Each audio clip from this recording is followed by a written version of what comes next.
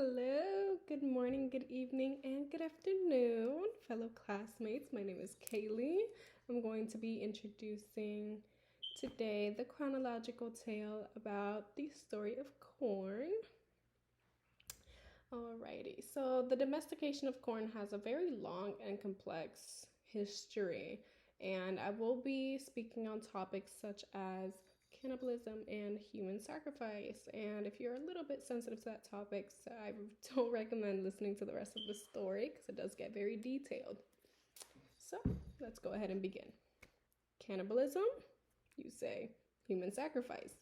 Now let's keep these two in mind the next time you're heading to the movie theater with some friends to indulge in a salty, buttery delight, also known as popcorn.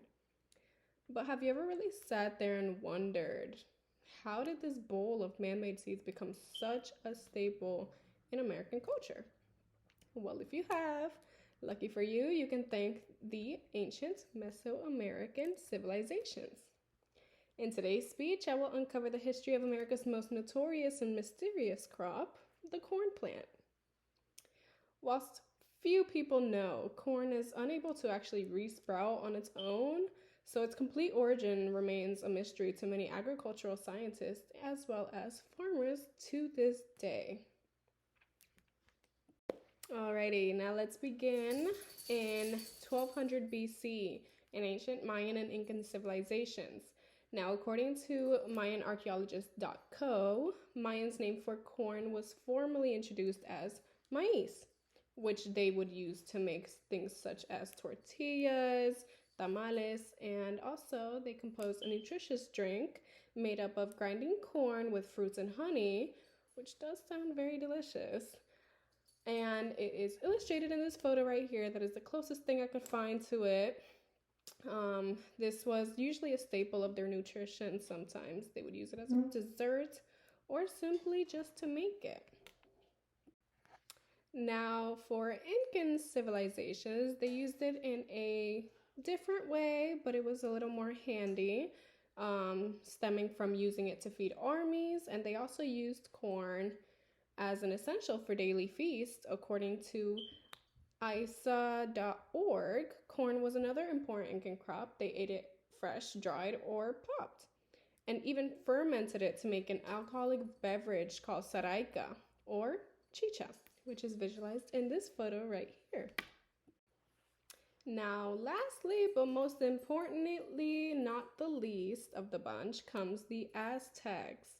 The Aztecs viewed corn as a deity that went by the name of Chicomequatl. I'm not really sure if I pronounced that right, but now he was also known as Seven Serpents, which is visualized in this figure right here.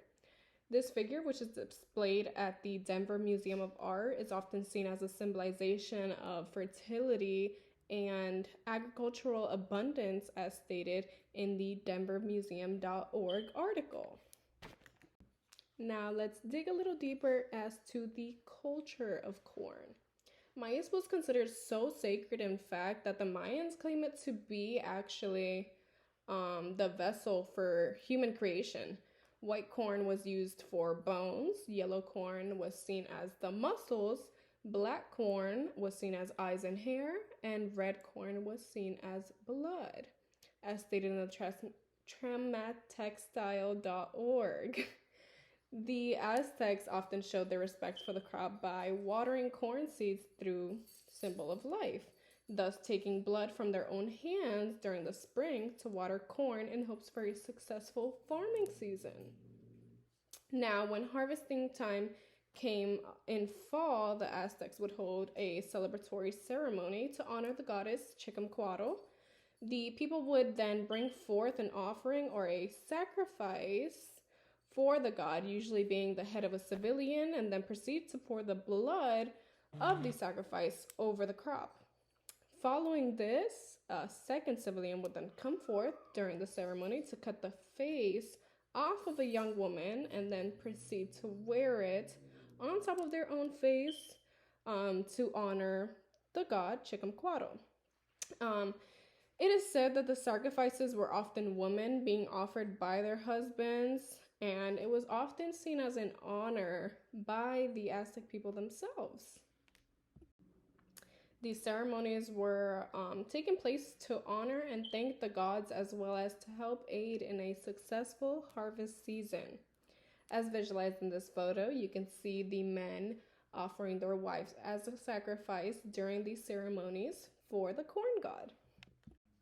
Now, there was actually another ceremony that was held to honor a different god called Zipetotec, the god of spring and agriculture. The Aztec people had a very special and specific ritual dedicated to honoring this god. These rituals were often conducted in the beginning of spring in a festival known as the Flaying Man, and were done to ensure a good harvest for the following year, according to study.com. Except in this specific festival, once the sacrifice had been conducted, participants would then go on to cut up and feed the remains of the sacrifice who was given to the gods. The people sacrificed were often of lower status, such as slaves, prisoners, or the poor. Now, the rich were often the first to indulge and were given the largest pieces of the offering since they were of higher status.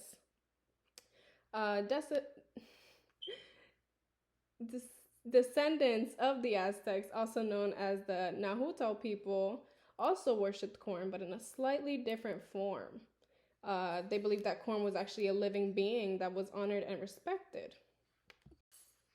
Now we have visualized here is a painting constructed called Maíz Moderno. A Mayan legend tells of the defenseless corn dog who survived depending on man to weed out plants that robbed corn of its nutrients and to scare off predators and give life to the god by planting it. In gratitude, corn fed man.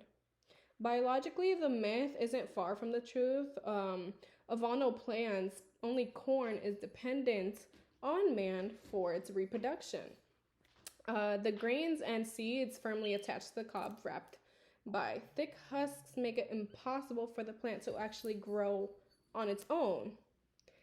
So, in modern forms, this is why the corn cannot exist in the wild without genetic engineering. Now, as time went on, the culture of corn worship had died down, and indigenous people of North America were noted as one of the very first groups of people to truly master the form of cultivating the corn that we know today.